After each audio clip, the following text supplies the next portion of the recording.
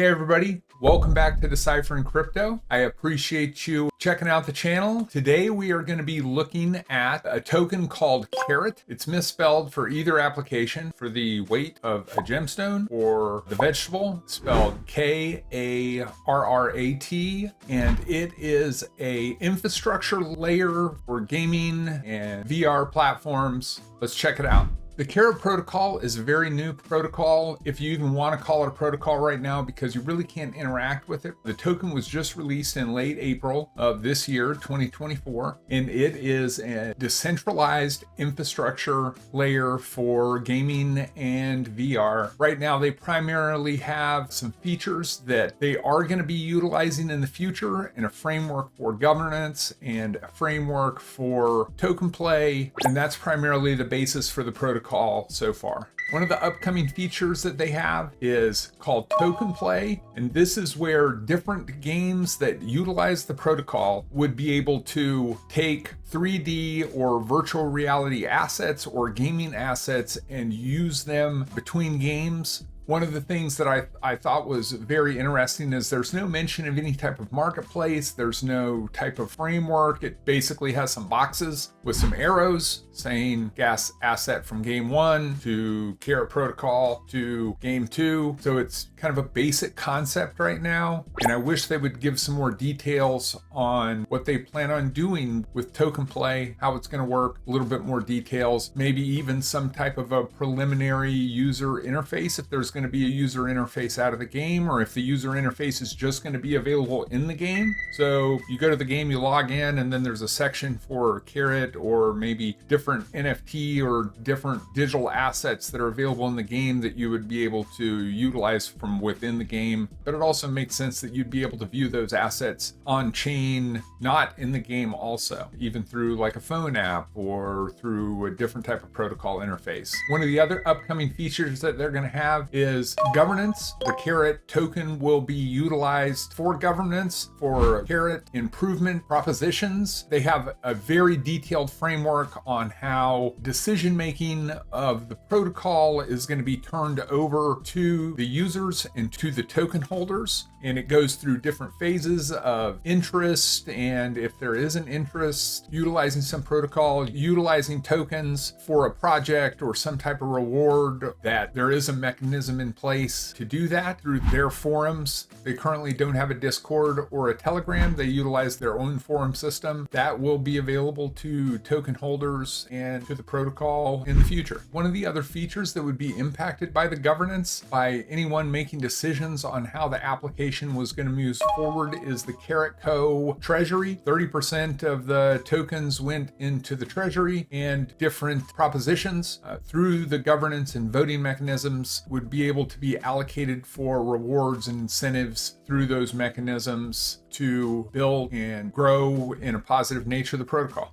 Let's see, as far as the roadmap, it's pretty disappointing, quite honestly. Zero roadmap. It's like these very rough ideas so far of what they want to do. It's like, we want to build a gaming infrastructure and offer products and tools for gaming developers to utilize our infrastructure, but we're not sure what the tools are going to be, and we're not sure how we're going to let people use the tools. And maybe they do have an idea, they just haven't shared that with anybody. So right now, as far as a roadmap or any idea of when any of the upcoming features or tools are going to be available, it's not available on any of the documentation I can find. User interface essentially right now is just a white paper. They have a website, you can click on it. My Pet Hooligan, it looks like a really fantastic game, honestly. They are working with them. It almost feels like My Pet Hooligan and Karrat are working together, or they were actually created by maybe a portion of My Pet Hooligan, and they're developing some technologies and some aspects that they could offer to other games, other gaming developers. And so it was like, oh, we can create Karrat, which is, we can just use that as an infrastructure platform to offer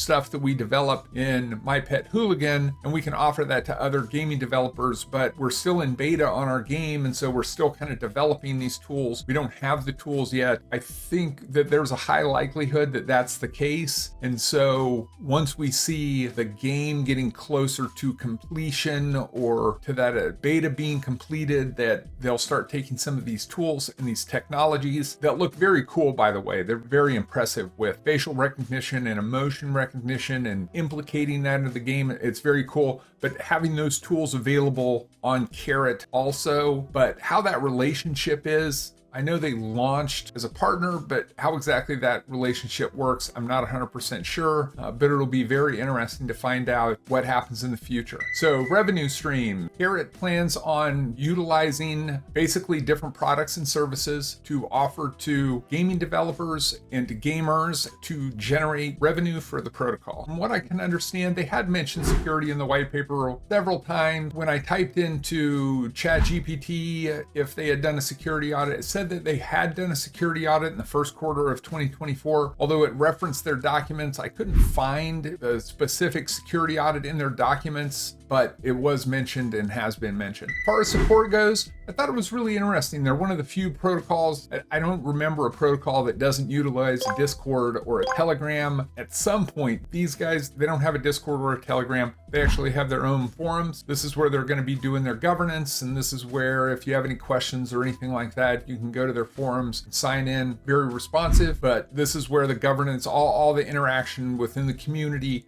is done within their forum page. It's really clean and organized. I think it's a pretty great idea. I enjoy surfing around in there and checking it out.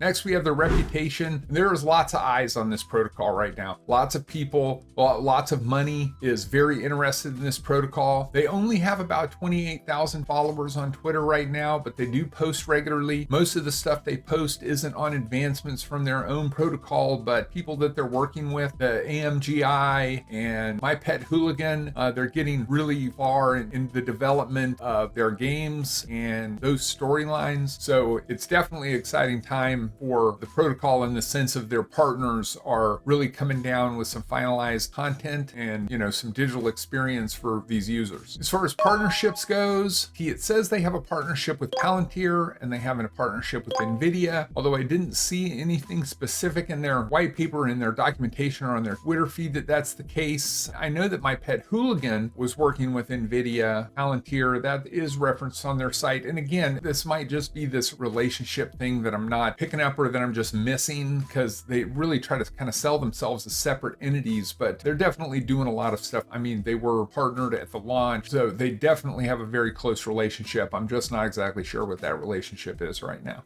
Let's see, as far as Karrat holders, this is something else I'd like to see. I'd like to see a user interface where you'd be able to stake tokens for the protocol. It seems like staking and collecting rewards be used by the protocol, keep people holding the tokens, increase value of the token. But right now on Etherscan, there's about 4,700 holders, which I don't believe that's accurate. I am a token holder. I bought my tokens on Coinbase. So the tokens are available on Coinbase and KuCoin and MEXC and Bybit and almost every major exchange out there. So I would assume, just based on that there's going to be tens of 20,000 holders, but you don't really know how many exactly are holding for any more than just speculation over maybe the next 6 months to 12 months, versus if you had a staking mechanism and you could see that there's 10,000 wallets that are staked. That's definitely a little bit more of a hardcore dedicated commitment to the token, and that would be nice to see. So I hope they have some plans of utilizing staking in the future. Let's take a look at tokenomics. I'm not terribly excited right now with the tokenomics, or jumping up and down. I mean, there's a maximum number of tokens, it's 1 billion. Right now they've only released like maybe 8% of the tokens. I think it may even be less than that, like 7% of the tokens, and those